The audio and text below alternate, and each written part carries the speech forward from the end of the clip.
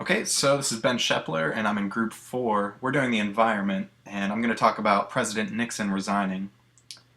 So Richard Nixon was born in 1913 in California, and he died in 1994 at age 81. He attended Whittier College for his undergrad and Duke University to gain a law degree. After graduating from Duke, he practiced law, and then he married and had two daughters. And in World War II, he was a Navy lieutenant commander. He was elected to Congress after that for California, and then later to the Senate in 1950. In 1953, he was elected vice president for President Dwight D. Eisenhower, and then lost the presidential race to John F. Kennedy in 1960. 2 years later, he lost the governor of California race, but then in a victory, he was elected the 37th president of the United States in 1968. And then was re-elected in 1972. So this resignation, what it's all about, boils down to the Watergate scandal. So basically what this was a break-in into the Democratic National Committee's offices. And this was during the 1972 campaign, which was when Nixon was being re-elected. And these men were traced to the Nixon administration as well as the committee to re-elect the president. And Nixon denied any knowledge of this, and it was thought that he was trying to cover up.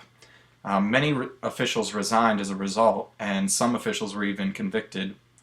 In the courts later, it was shown that Nixon had a taping system in the Oval Office that recorded phone calls, and so the tapes were subpoenaed, and Nixon provided transcripts.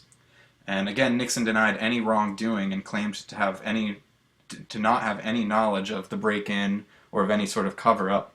The Supreme Court declared that all of his tapes must be provided, and so the transcripts from these tapes showed that he definitely had involvement with this cover-up, as well as him and his administration in a multitude of other offenses.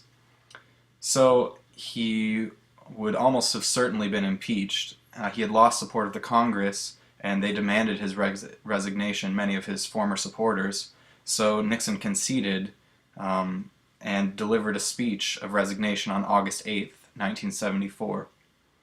And I just have a little clip from that speech here.